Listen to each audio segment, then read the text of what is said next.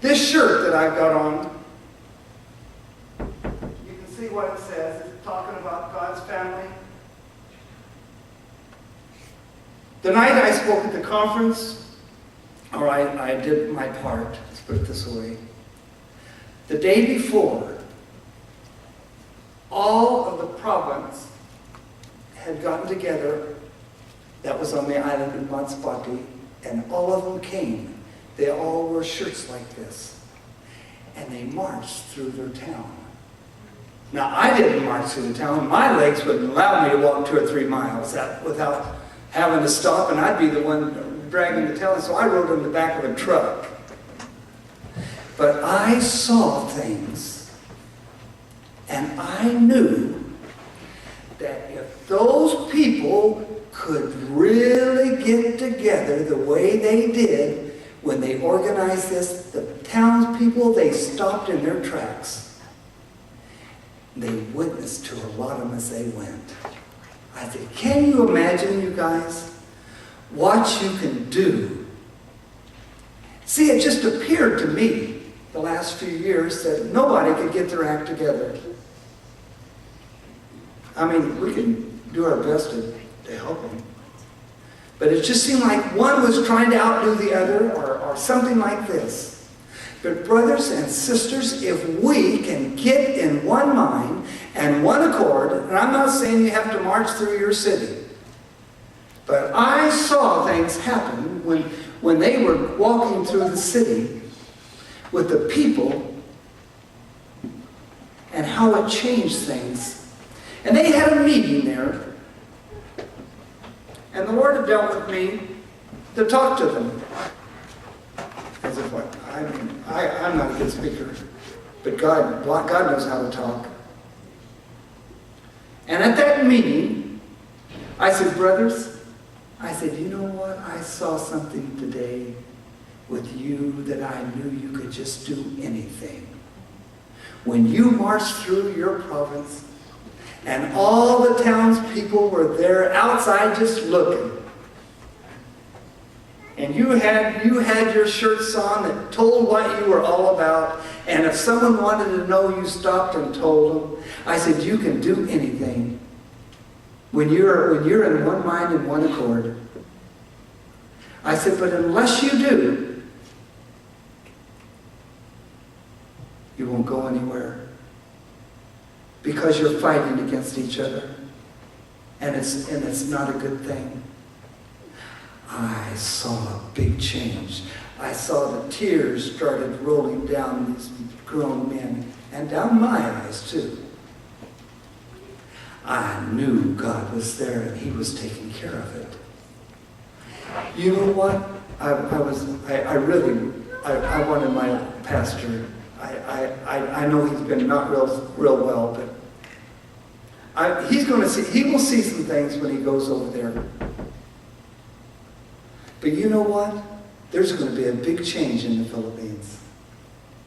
And it's for the good. God is going to work things out to where it'll be a wonderful thing. I'll tell you what, when you know that God is in control, when you have a UPC, 2 churches come up to you and say, can we have some Bibles? And I think to myself how big the UPC church is, and they, for some reason, they're not getting the Bibles they need. I said, sure, I don't care where the Bibles go as long as they go to the people that need them. Oh, I'll tell you what, it is real exciting to see what God is doing. To know that we can have a small part in His work. I'll tell you what. His Word is full of treasures. And I can read them for myself. I told Brother Quinn this morning, I said, Brother Quinn, I said, I left my Thompson chain on the pulpit in Mindanao. And the pastor said he'd bring and give it to you and you'd bring it home for me. I said, if you can, would you bring it home? Because I like that Bible. It's been used a lot, but it's a neat Bible. Even if I don't get it back, so be it. If I don't get that Bible, I got a lot of Bibles, so I can go buy me another Bible. And I thought, Lord, you know what? When you work like you are working. There's another project I won't speak about right now, but when God finishes it up, oh, it'll be a wonderful thing for those people there on the island of Matsapati. And I'll share it with you as soon as he gets to a certain point. But you know what? They've got a revival going. There are people coming in, and just like it should be in our country, they should be hungry for Jesus. Because you know what? He is the one that can break the bread and the fishes. He's the one that can multiply all our needs. We don't have to worry about, he doesn't know depression or recession. He's got it all under control. You know what? It's a real privilege to serve God. I mean, it is a real privilege to know that he is in full control. And I was thinking of Brother Harold. When I was a day before I left, we were talking about the boys' dorm and how the water come in. I said, well listen. See, the Lord instructed me I can't give money out anymore because it doesn't go where it should go. But you know, and if anything has to be done, you have to go buy it.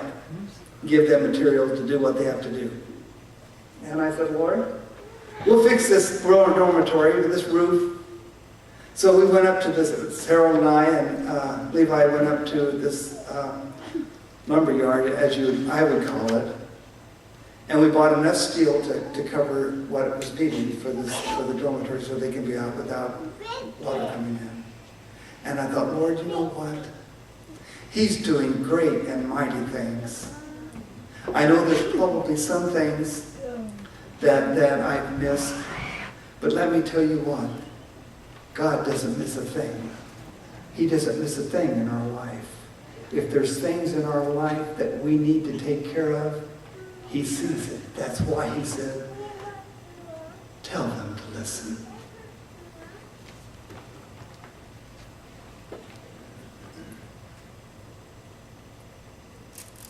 You may hear things that you may not want to listen to.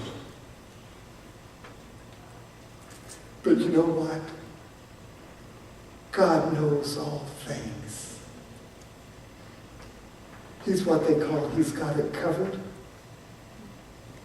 And if we can put our trust in him like he wants us to, he wants us to put our complete self in him. And when he does that, he can use you in whatever way he wants. I know there's many things that we call on the Lord to do, and he's well enabled.